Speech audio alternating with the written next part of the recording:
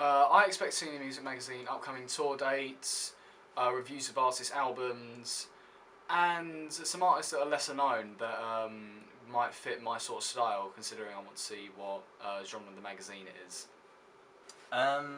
Information on bands, maybe like stuff that they're doing recently, maybe up and coming musicians and like new, not necessarily like stuff that they've been doing, but maybe like more personal stuff about them. I would expect tour dates and album reviews. Depends on the sort of magazine. If it was indie rock, I would expect to see sort of darker colours, but then again, depending on what sort of magazine and the artist, maybe some vibrant colours.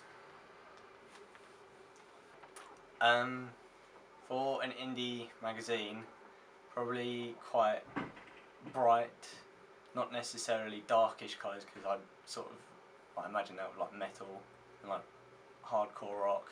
Maybe like bright, maybe some plain colours, but then a little bit like hipsterish, so like plain backgrounds. As long as the colours match the artist, it doesn't really matter.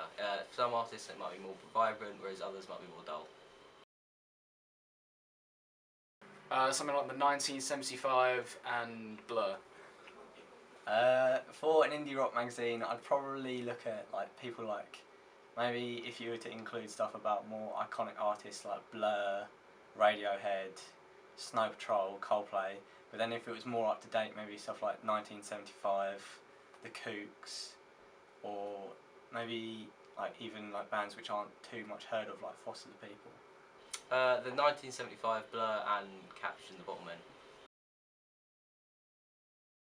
I'd like to see some interviews, again Q&As, sort of what the artist is doing, up and coming, and what they're thinking about doing for maybe some new music. Right. Q&A articles are my favourite. If it was a monthly magazine, I would pay maximum of £5 to £4. If it was a weekly one, £2 or £3. For a weekly magazine, I'd pay of around £4 or £5, but then if it was a monthly magazine, I'd pay probably about 7 or 8. If it was weekly, probably up to £2.99, and if it was monthly, up to £5.99.